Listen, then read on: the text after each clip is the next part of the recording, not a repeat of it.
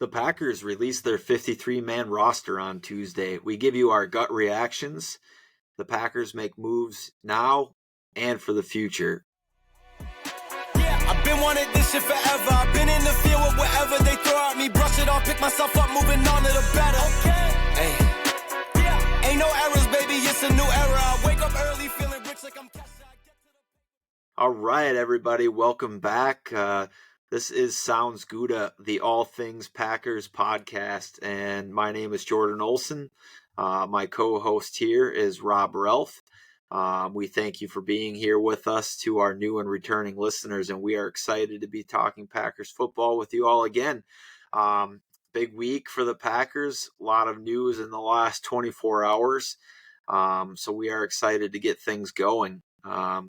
So 53-man roster predictions, roster takes. Rob, what is your gut reaction after the 53-man roster got released earlier today? Yeah, there was a lot of moving parts to this one, more than I can remember, at least in recent memory. I think some of the biggest ones that come to my head first with is Anthony Johnson Jr. Not making it. Now I totally understand wanting to put a Zane Anderson over Anthony Johnson Jr., specifically a really good core special teamer. I don't know how much Anthony Johnson Jr. would have really saw the field over, the McKinney, the Williams, the Bullard, and then you have a developmental one in Katan Oladapo. So, but that one, he still played really well during the preseason. I think he's one of the top graded safeties too as well. I think he was getting reps and OTAs too with the first team as well, going on to year 2. So that one was a little bit of a surprise to me. I'll say I really wanted Christian Welch, Mr. Hometown Wisconsin man, to really make the roster. He was one, if not the highest graded defenders throughout the preseason. Seemed like he's always consistently making a play or a turnover. Was really good in the run stop and then in the passing game too as well. And then too, also another really good core special teamer too as well. So that one we were kind of hoping a little bit, but totally understand the route that they went to with that. And, should be back on the practice squad too. AJ Dillon, my boy, the mayor of Door County. If you all was listening to a few episodes from us over this last few months that we've been doing that, I thought AJ Dillon was really going to have a bounce back season, but apparently that wasn't what the Packers thought, and the stinger was a lot more serious too, as he went on the IR season ending list. He should probably get an injury settlement too. I probably would expect that to happen, but a lot more serious than was led on to for that too as well. So my boy AJ Dillon going down, that kind of hurt. That was some of my initial gut reactions. Jordan, what about you? Yeah, I mean, you unpacked a lot of the big headlines there, right? I think, as we kind of said in the show intro, some of the moves the Packers made, I think really highlight a change in philosophy right now.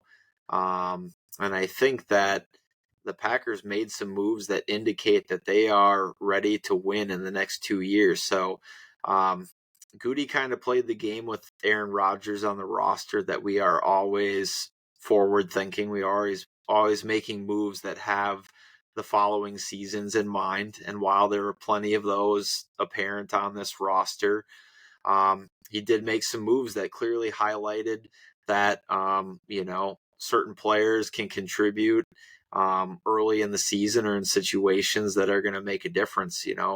Greg Joseph, I think, over Andres Carlson, which Andres Carlson is one of his draft picks, hand-selected by the Packers staff, Rich Bisaccia. He chose to bring in Greg Joseph. They made that a real kicking competition.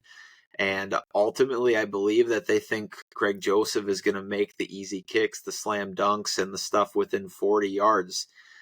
They probably figured if a guy is going to have question marks outside of 45, we at least need to count on them to make the easy ones. And that's probably why Greg Joseph, at least for now, has won this job in this kicking battle. Um, you know, with the move they made for Malik Heath, and we're going to talk about that more extensively here in a minute. That saw Sean Clifford and Michael Pratt both cut. We'll see if either or both come back onto the practice squad. I kind of highly doubt that both will be back. But early reports are from Rob Demoski and some of the other guys out there that there is a preference for Sean Clifford to be the guy that they bring back on the practice squad. If that's the case, I really think that indicates that obviously Malik Heath is not ready to maybe make an impact or start or fill in week 1, 2, or 3. And they probably have a lot more confidence if Jordan Love got hurt in week 1 of Sean Clifford stepping in week 2, week 3, and having a better chance to win those games. And the fact that they'd be trying to win those games in week 2 or week 3 over preparing for the future really signals to me that we're going for a Super Bowl in the next 2 windows here, or the next 2 years here. So the time is now. Yeah, I think you said Malik Heath, but you meant Malik Willis, right? Yes, Malik Willis. Sorry. There's been a lot of talk about Malik Heath out there. And, he had a great preseason. And since the last time we checked in on the 53-man roster and gave our predictions, he's gone out, had 2 great games, and Malik Heath has earned a spot on this roster. But yes, Malik Willis, the quarterback from the Tennessee Titans that the Packers traded a 7th rounder for. Rob, you want to give your reactions around that deal? Yeah, I mean, both with the first name of Malik, right? So after some long weeks at work and different stuff, we're always one here to mess up a name or two, and that's probably more for me than it is from Jordan. So I'll take that one for that too. But my turn to take the name lump there. Yeah, my brain is mush. I have been working like 10 consecutive days now, going to bed at like midnight, waking up at like 6 a.m., which I guess for most people, like, that's probably something easy to handle. But with having a 6-month-old son at home, that sleep hasn't essentially been all a solid 6 hours a night either. So yes, well, welcome to family, to having a kid, right? Too. So yeah, it definitely, for sure. So yeah, Malik Willis. Overall reactions, I think he is. He's got a lot more upside. I really, really liked his college tape coming out of Liberty quite a bit. That was not a really good draft class that year too, if I'm remembering correctly. I see some inconsistencies with him for sure, but I can also see why the Packers like him. I think it's definitely going to be a lot different if something does happen with the Jordan Love, he goes down. I think you're going to see a lot more RPOs or run pass options. I think he was showing that quite a bit in this preseason too. I think he had, was it four runs of 10 or more yards. So he's quite athletic. Tennessee is also too, probably not the greatest situation for him to thrive in. So, I mean, he can take a lot of sacks too as well. I believe he did have a first-round grade on him too coming out. So, I mean, they have Jordan Love locked up, right? So they have the time for Tom Clements and crew to be able to, work some magic on him and develop him correctly. So I'm excited for what he can do. I think at times, you're going to see him make some really, really nice throws. And then at some other times too, you're going to see him miss, wide open wide receivers. So there's just a lot of inconsistencies there that need to be shored up. But as far as like the ceiling of what he could do for the Packers, if he, gets developed correctly, I think it's quite high. But still, I was a little bit shocked. I thought, Pratt probably would have made it as a little bit more of the quarterback 2, having a little bit more potential than a Sean Clifford, who really struggled this preseason. But some of my initial thoughts. What are your thoughts too on Malik? Yeah, the value of the trade I like a lot. The fact that you can get hopefully what you consider to be a high end backup. A former, highly touted prospect, somebody who thought might be a first-round grade, get a fresh start. I think it's a good move. I think you alluded to that the situation in Tennessee was maybe not the best for him. I think about the offensive line that he had to play behind. Obviously, getting drafted thinking he could be the future quarterback for the Titans. The following year they go out and they draft Will Levis. Then there's no offensive weapons to speak of really outside of Derrick Henry on that roster. Just really, and then, all the coaching changes and turmoil there too. So hopefully he enters an organization that knows how to develop quarterbacks well, and can really kind of develop some of those tools that people saw in him as a prospect. I think we were looking at some of his comparisons in our pre-show talk, and Jalen Hurts came up, and I kind of like that. Like, he can be like Jalen Hurts light. He's a little bit of a dual threat quarterback. He does have a strong arm. I think there's potential there. And, I don't know that he's going to be ready to contribute these first 3 weeks. So all I can hope, and really, if Jordan Love gets hurt, our season's going to go down the tube anyways if he spends any kind of significant time on the IR, missing games. So I hope we don't need to see Malik Willis at all. But if we do for a short period of time, hopefully it's not for a couple weeks until he can get his toes wet. But good move. I like it. And I really hope to see Pratt back on the practice squad as a developmental guy as well, because I do think there is something there with him. Yeah, absolutely. So speaking of that, I think we're going to go ahead and want to share our screen here just for a second. And for all you audio listeners, just know that we are going to be sharing this and just go over some of our initial ones that we gave a couple weeks ago. And then also the one that just came out today. Yeah, so a lot of you will have seen this 53-man roster in a variety of ways. We like to have the visual, right? But ultimately, the Packers go with 2 quarterbacks in Jordan Love and Malik Willis, 3 running backs in Josh Jacobs, Marshawn Lloyd, and Emmanuel Wilson. 6 wide receivers. This is where, obviously we talked about Emmanuel Wilson, but with A.J. Dillon going on the IR, that really paved the way there. There were even some reports in the last couple of days that Marshawn Lloyd might be the guy to go on the IR with a designation to return. But he must be healthy enough or close enough where they feel good about him starting on the regular 53. And then there's been a lot of conversation about how many wide receivers they would keep. 6, would they keep 7?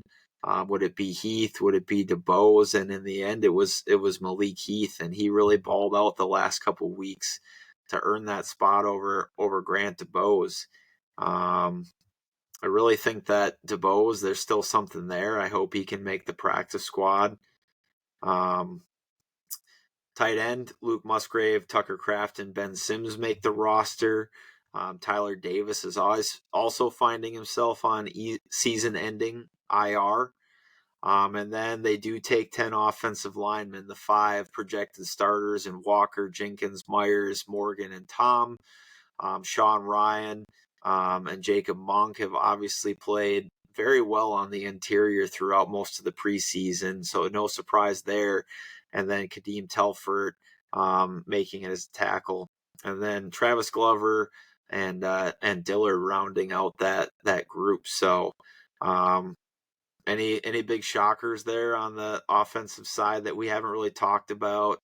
You want to talk about wide receiver battle or anything like that, Rob? Malik Heath making the roster totally makes sense. The last couple of weeks, he's just been lights out, been playing really well. Really happy to see Emmanuel Wilson, the last 2 preseasons. I think last preseason he was the leading rusher, I'm pretty sure. Mm-hmm. This year he was pretty close up to that too as well. And he's just a really good running back. So really sad to see A.J. Dillon go on season-ending IR, but really, really happy too for Emmanuel Wilson and what he can do for this roster. So, we've had the conversation too, and who's going to be our swing tackle, right? So it's kind of interesting. I know Dillard had some issues, specifically, I think it was over a right tackle. I think when they moved him over at left tackle, he ended up doing a lot better. I'm not going to say he was really good, but he did ended up doing a lot better. And then you have a Kadeem Telfort here who played both left and right tackle. So I think that's kind of like, how do you see that one playing out? Because I think if like Rasheed Walker were somehow to go out, do you think they end up putting the Dillard over there with the experience over there at left tackle, or do you think they throw in a Telford? Or how do you? My kind of question for you is, how do you think this? How do you find the swing tackle position working out for them? Yeah, that's a great question. There have been some reports out there that the Packers swing tackle might not be currently on the roster. And if that's the case, I could easily see a guy like Andre Dillard being cut and replaced with another veteran who gets cut loose through these cuts. And I haven't been around all of the cuts that have been made throughout the league, so I don't really have a name to attach to, as a projection right now. But I do expect them to look at that, see where there might be a veteran that would make sense as a swing tackle. If the roster remains the way it is, I could see Dillard being the fill-in at left tackle. I like what Kadeem Telfort brings to the table. But I don't know. I don't have a really strong answer for that, other than I do find it intriguing that the Packers seemingly might be kicking the tires on bringing another veteran offensive lineman in, and seem to be content developing a few guys that they'll probably send to the practice squad. Yeah, for sure. And I was just going to say, and out of those two, out of the offensive line specifically, I'm really, really excited for Jacob Monk. Really loved him coming out of Duke. Obviously played multiple positions. I think he absolutely balled out. There's a lot of learning opportunities for him too, but really like what they were doing with, you alluded to it too as well, but Sean Ryan and Monk too, giving them some different runs and splitting them from, positions. One will play center, one will play right guard. I think even some may have played left guard maybe a little bit too as well, but super excited for what he can do for us. Yeah, so Rob, you want to run us through the defensive players that made the 53? Yeah, defense, baby. Let's go. All right, so defensive tackle. Rob loves his defense. Yes, I do. Probably a little too much. Kenny Clark, Devontae Wyatt, TJ Slayton, Carl Brooks, Colby Wooden, and then my boy. He is on IR right now, but IR with designated to return. Jonathan Ford. If you're hearing any sort of the episodes that we've had from before, I've been hammering on the ball saying that Jonathan Ford, I thought, has shown up and shown out quite a bit, and it looks like the Packers feel the same way. So for right now, he's on the roster, or at least on IR, designated to return. Defensive end, of course, Rashawn Gary, and I think this one was a big surprise too for a lot of people. Rashawn Gary, Preston Smith, Lucas Van Ness, and Kingsley Enagbare as like your top four. Realistically, like Rashawn Gary and Preston Smith are going to be your starters there as the 1-2 kind of combo with Van Ness and Enagbare spelling them. But a lot of people you were talking through too, and we can go through our initial sheet too as well, just to check out like what we had here for the defensive ends. But keeping 6 defensive ends. I can't imagine that we were talking about this too, that they'll keep them all live and active for game day. Specifically, I'm not sure if Brenton Cox Jr. or Aaron Mosby has any special teams experience. I think maybe Mosby on that. You can correct me if I'm wrong, Jordan, but I find that one to be kind of an interesting type of question. Exactly what they're going to do, keeping 6 defensive ends specifically on that. But what you have any thoughts as far as them keeping this many, Jordan? I mean, Aaron Mosby played himself into a roster spot, right? And I think when we talk about the linebackers next, and that was one of the big surprises. I mean, it's a surprise, but not a surprise. But Christian Welch, he earned a spot on this team. I was pulling for him, but it is a numbers game. They can only have 53 people on. And they probably had to make a choice between a Mosby and a Christian Welch in that situation. The fact, just from a numbers game, right? I think the only position that changed for us in terms of projection, I think we projected 3 QBs. That extra QB turned into a defensive end here. Could have easily been a corner, could have easily been another safety if they would have wanted to go heavy there in the special teams linebacker. But they see something in Mosby. I don't blame them. I'm excited about what he can bring to the team.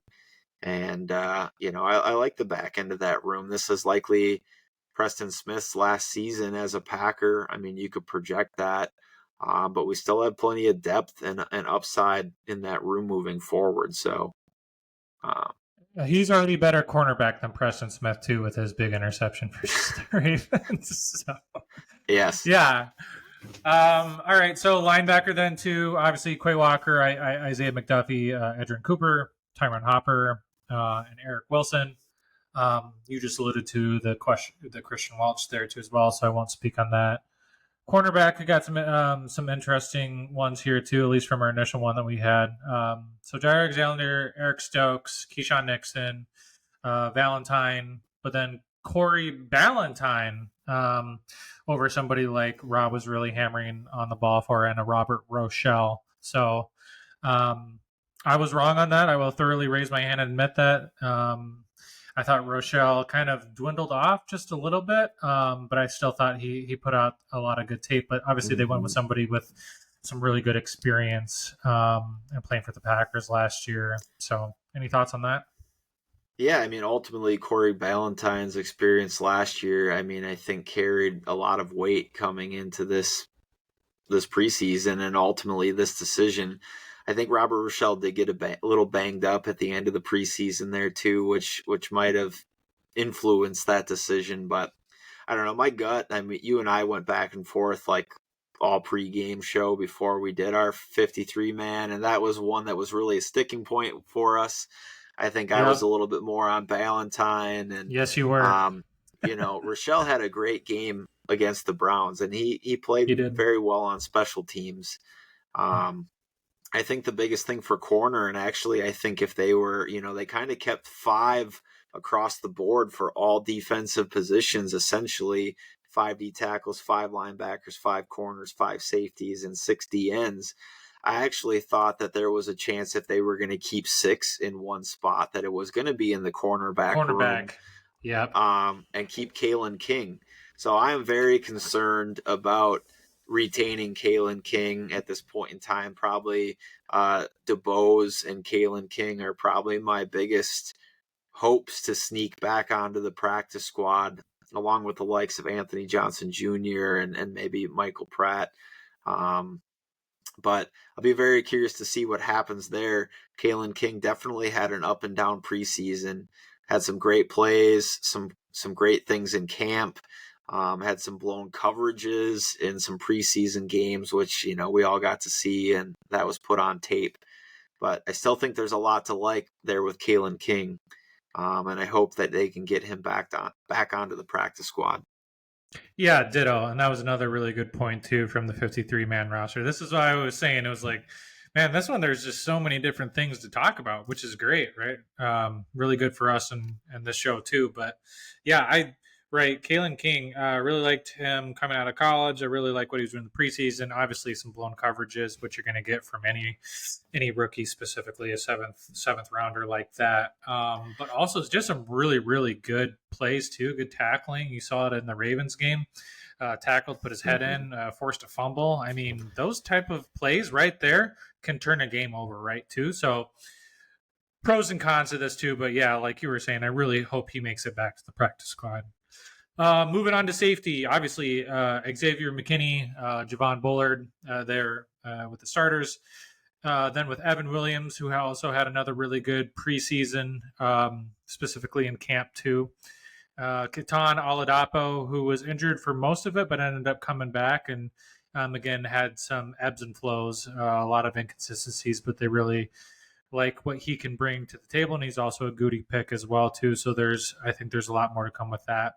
And then picking a Zane Anderson, which we kind of all thought, most Packers fans know he's probably the core special team player on the Packers. If you're thinking of one, him and Welch specifically for me, but so I'm not surprised that they chose Zane Anderson, Bisaccia's guy, I think, over Anthony Johnson Jr., who probably wasn't going to get a lot of rotation with your McKinneys, your Bullards, your Williams, and your Oladapos in there as well. So Zane Anderson, I mean, definitely earned a spot through the preseason. He had some great games. Yes, I'm he a did. little scared that this is another, Levitt situation. Dalen Levitt, a guy that is highly special teams oriented, and then when he actually needs to play in the game as a safety, because we've been decimated by injury, that bites us a little bit. I'm less concerned though now, because we'd have to have some substantial injuries across our depth chart there to get to have McKinney, Bullard, Williams all out, which are three I'm extremely comfortable with playing that safety role right now. So yeah. And then the specialist, again, we talked about this a little bit earlier. And you talked about it in the pregame show we did today, Rob, but I 100% agree. I think Andres Carlson lost his job on the very last kick he made of the preseason. He sealed his fate. Yeah, I mean, go ahead. Go ahead, Rob. I was just going to say it's too bad, because I think that there was a lot of chatter that, he kind of readjusted his plant foot and was changing his mechanics, and like anybody, and I think even on the broadcast they talked about it's like changing your golf swing. It's going to take almost an entire half a season or season for you to even become comfortable with that. So I think that's a nice thought, but I don't think that they were willing to potentially lose another game or two this season while he's trying to figure it out. What happens if you don't have a golf swing to begin with, like me? Well, then you're just out there drinking beer and having fun, and that's cool too, Yeah, absolutely. Yeah, I mean, you feel bad for the kid, but hey, we've all seen a Carlson get cut before and then go on to do really, really, really good things. Daniel Carlson. So, there's still a lot of hope from him too. But you're spot on. If you're changing your swing like that, you don't even have a swing, so I can't really talk on it. But that's going to be really tough. And two, like you want the consistency of knowing what Greg Joseph's going to be and what he's going to be able to make and not make, rather than the ebbs and flows of like, dude, he can go out here, and miss this 32-yarder or whatever, and with a perfect snap and perfect conditions with a perfect hold, So it sealed his fate, man. But I really hope that Greg Joseph, doesn't miss any kicks in the playoffs specifically. So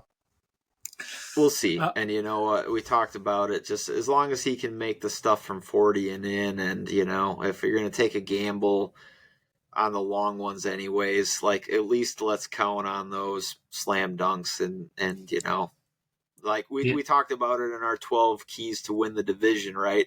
If he can even just make those extra points, we lost multiple games by 2 points or less. That could be the difference between 13 wins and 10. So Daniel Whalen and Matt Orszczek round out that group of specialists. Obviously I was pulling for Peter Bowden for no real reason other than he was a Wisconsin player, and he was pretty highly touted as a great long snapper, maybe arguably the best long snapping prospect to enter the NFL coming into the group, this season. But Orszczek beat him out. I hope that he has a really great season.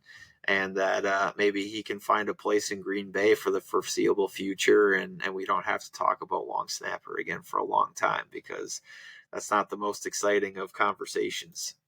Well, before we move on to the practice squad prediction too, obviously, this sucks for anybody to get cut and lose their job. So, that is terrible for any of these guys, and then specifically the ones that don't, get picked up by other teams or put it back on the practice squad. But a public enemy number one, I wouldn't want to forget about that. Royce Newman is officially gone. Jordan, what are your feelings on that?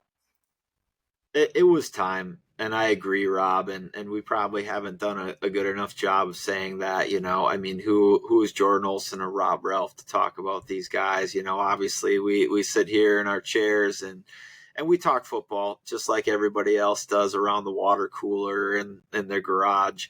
But so, I wish Royce Newman the best of luck. I actually thought after his rookie season that he was going to ascend, and he really just never got there. I hope he catches on with another team, and I hope he does well. I just hope it's not with the Vikings, Bears, Lions, or 49ers, really. So, but yeah, a couple other notable vets that were cut. We talked about, I made a couple of these predictions before too, but Samori Toure is no longer a Packer. I don't really expect him back on the Packers roster, practice squad moving forward. Carlson. So, and then, AJ Dillon with the IR and Tyler Davis with the IR designations. I mean, we can see them back as Packers, but they're going to have to get their injury settlements. I don't know that either of those players were really hurt enough to end their season. So they probably will receive an injury settlement and then become a free agent. So we'll see what the roster looks like in 7-8 weeks and see if there's a place for one of those guys back on the team. But, we'll wrap it up here with just giving you some practice squad predictions. Some of these guys we've already talked about, but a few guys that I really hope to see. I don't know if all of these guys will squeak back on the roster, but some priority practice squad players for me anyways, and I know Rob too. Michael Pratt, giving him more opportunity to develop in the system under Tom Clements. Grant DeBose, I really think that he's just unfortunately was hurt all last preseason, and Malik Heath just came and said, "You're not taking my job out from under me." But I think there's a lot with Grant DeBose, Caleb Jones, Anthony Johnson Jr., and Kaelin King. We've talked about those guys, but a few other ones. I like Julian Hicks. I think he flashed a little bit in the preseason. I think he's a developmental guy. Joel Wilson too, highly up and down, had some great plays. Had some bad grades, but I think that he's a potential great receiving developmental tight end. Just because we're a little thin at running back, I think they usually like to keep three. I think Nate McCreary and Ellis Merriweather make it onto the practice squad for now. Merriweather doesn't show like the greatest burst or cut in the world, but I do think that he's a serviceable back that they could call up in the case of injury. Donovan Jennings, Luke Tenuta, and is it like Teus Smith? I maybe am mispronouncing the middle name on that guard, but he played really well this year. I don't know if they'll bring Tenuta back. I know that they've been pretty high on him, but he just might be out of opportunities, especially too if they do find another veteran that they bring on. If they do cut Dillard, though, I don't likely see him back on the practice squad because I don't see much more ceiling for him in developing on that squad. So, and then a couple linebackers, Russell and Welsh obviously played really well throughout the preseason. Benny Sapp and Spencer Waggy as some couple guys, and then Alex Hale. They have to officially cut him, and then they can bring him back as the international designated player. Yeah. So, but yeah, I think that's what we got for you on this 53-man roster recap. but now we're going to get to see real football here soon. So yeah, it's going to be really exciting. So just some closing notes too. The next time we see the Packers again, they are going to be on the field in Brazil. By the time this comes out, this Thursday, it'll be 8 days away. And then you'll have regular open season night with the Ravens at the Chiefs on Thursday night too as well. So I know that my vacation starts after tomorrow, and I'm off the rest of the weekend throughout the whole next week. I got some fantasy football drafts as well too. So just super, super excited for all things football and specifically the Packers. So just know too, we will drop a week 1 pregame show before the season opener. So also that too, we're also going to be trying some other things too as well.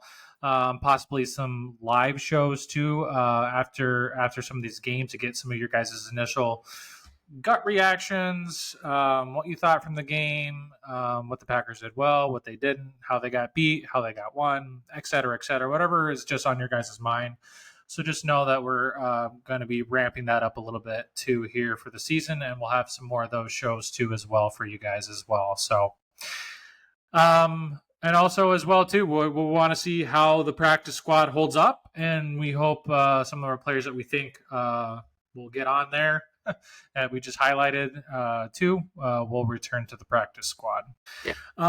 No new public subscribers. We do have some new subscribers, but none public. But as always, thank you guys to our current subscribers for you guys. And if any of you come in and listen to us consistently, just know that's always appreciated.